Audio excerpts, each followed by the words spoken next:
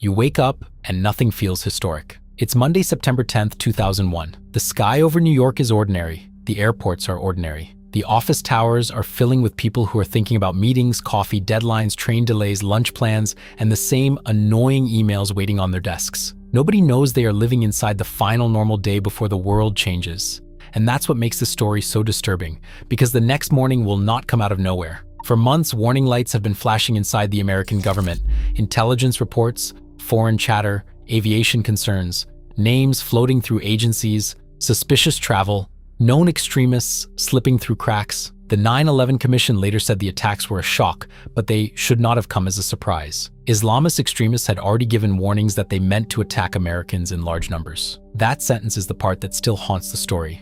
Not because everyone knew the exact day, not because someone had a perfect map of the plot, but because the pieces were there, scattered, unconnected, misread, buried, and during the final 24 hours, those pieces started locking into place. By this point, the plan no longer needed to be brilliant, it only needed America to keep acting normal. And on September 10th, America did exactly that. 36 days earlier, President George W. Bush received one of the most controversial intelligence briefings in modern American history. The title was blunt: Bin Laden determined to strike in US, not overseas, not in some distant battlefield, in the United States. The memo said that bin Laden had wanted to conduct attacks inside America since at least 1997, and that his followers had talked about bringing the fight to America. But here's where the controversy begins. The briefing did not say September 11th. It did not say 4 planes.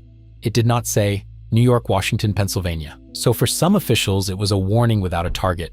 For critics, it was the loudest alarm bell imaginable. And that debate has never really ended.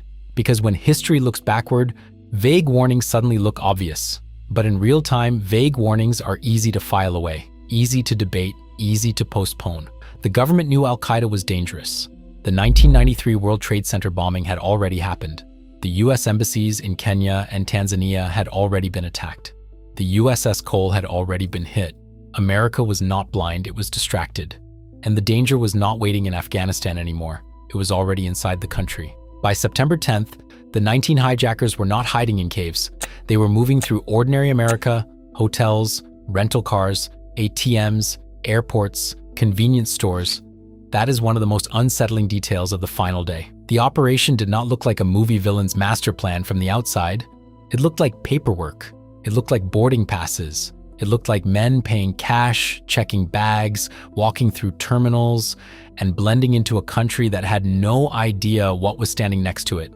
And this is where the missed signals become impossible to ignore. 2 future hijackers, Nawaf al-Hazmi and Khalid al-Mihdhar, had been known to US intelligence before the attacks. But the information did not move fast enough, clearly enough, or forcefully enough through the system. The 9/11 Commission later described failures involving watch lists, visas, manipulated passports, aviation security, and information sharing. That's the Jenga piece nobody wanted to pull, because it wasn't one single mistake. It was a stack of small failures.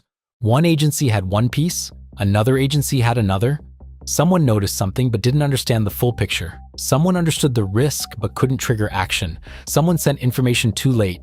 Someone else never saw it. And while the system argued with itself, the plot kept moving. By the afternoon of September 10th, the final moves were underway. Most of the teams were positioned near the airports they needed: Boston, Newark, Washington Dulles. And then came one of the strangest final day details in the entire story: the trip to Maine. On Monday afternoon, September 10th, Mohammed Atta and Abdulaziz Al-Omari left Boston and traveled to Portland, Maine. That detail still feels strange, because their target flight the next morning was American Airlines Flight 11 out of Boston Logan. So why leave Boston? Why add another flight? Why risk delays, exposure, or a missed connection? The FBI later asked the public for help reconstructing Atta and Al-Omari's movements in Portland, confirming that they departed Boston on September 10th and arrived in Portland later that same day. There are theories.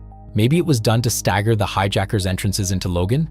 Maybe it was a last-minute adjustment. Maybe Atta wanted to reduce the chance that the entire group would be noticed together. But the truth is, the Portland move remains one of those eerie details that looks ordinary and suspicious at the same time. That night, they were not being chased. There was no national alert, no airport shutdown, no emergency broadcast, just 2 men moving through a small American city on the edge of a massive historical rupture. A hotel room, a rental car, a quiet night, and then morning. They would wake up before dawn, go to Portland International Jetport and begin the first leg of the route that would carry them back to Boston. That's the part that makes the story feel unreal. The operation was now so close to happening that even a missed alarm clock could have changed the timeline. But the clock did not fail. The system did. Before 9/11, airport security was built around a different kind of fear. Hijackings were usually treated as hostage crises. A plane gets taken, the hijackers make demands, negotiators get involved, authorities buy time. That was the old script. The men boarding those planes on September 11th were using a different script entirely.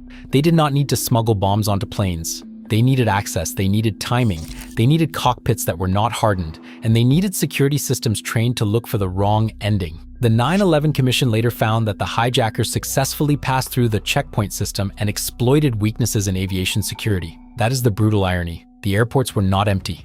The screeners were not asleep. The system was working the way it had been designed.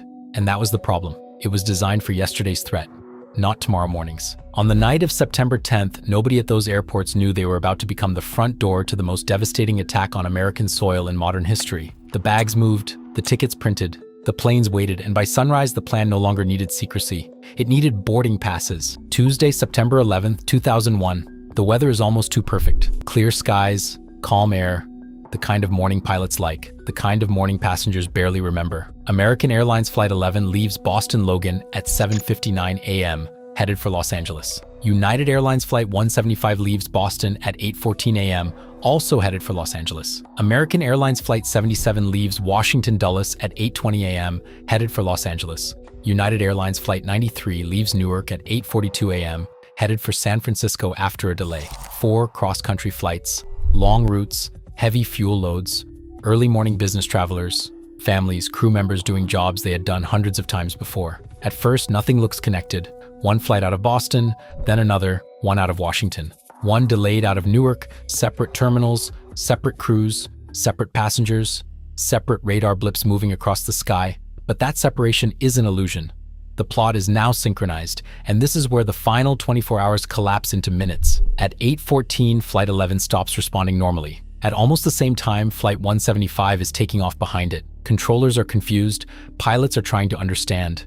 Passengers are beginning to realize something is wrong, but nobody on the ground understands the shape of the attack yet, because the old assumption is still in place. A hijacking means demands. A hijacking means negotiation. A hijacking means time. This time, there is no time. The first warning signs come through air traffic control. Flight 11 is not behaving right. Its transponder signal is lost. Radio transmissions are strange. Controllers hear something they were never supposed to hear. A hijacker's voice. The message is meant for passengers, but it goes out over the radio. Suddenly, this is no longer a routine flight problem. It is a hijacking. But even then, the system is trying to solve the wrong puzzle. Where's the plane going? What does the hijacker want? Can the military intercept it? Who gives the order? Who has the real-time picture? The 9/11 Commission later concluded that existing FAA and NORAD procedures were not suited for hijacked aircraft being used as weapons. The defense system had to improvise under conditions it had not truly prepared for. That is the nightmare of the final minutes. It is not one person failing. It is a whole machine discovering in real time that it was built for the wrong century. Calls are made, reports move upward, fighter jets are discussed. Confusion spreads. Flight 11 is moving south. Fast. New York is ahead. And still, almost nobody outside the control rooms understands what is about to happen. People inside the North Tower are getting to work. Elevators are moving. Coffee is being poured. Computer screens are glowing. The city below is alive. At 8:46 a.m., American Airlines Flight 11 reaches Lower Manhattan, and then the first tower is hit. For millions watching moments later, it looks like the disaster. But it is not the disaster, it is the opening move. Because another plane is already in the air. Another crew is already in trouble. Another target is already approaching, and America is still trying to understand the first impact while the second one is coming. The final 24 hours before September 11th are terrifying because they are not filled with dramatic warning sirens. They are filled with normal things. Hotel rooms, airport counters, security lines, weather reports, boarding calls, radar screens, people going to work, people going home, people thinking tomorrow would be just another Tuesday. But underneath that normal day was a system full of cracks, warnings that were too vague to force action, intelligence that moved too slowly, agencies that failed to connect their pieces, airport security designed for an older threat, a defense system that had not imagined this exact kind of attack. The 9/11 Commission later described 4 broad failures: imagination, policy, capabilities, and management. That may be the clean official language, but the human version is simpler. America had clues. America had warnings. America had pieces of the picture, but the picture came together only after it was too late, and that is why the debate still burns. Was this mainly a failure to connect the dots? Or were the dots already connected enough, and the people in power simply failed to act? Because those are two very different stories. One is tragedy, the other is something much harder to forgive. So pick a side. Was 9/11 a failure of imagination or a failure of attention?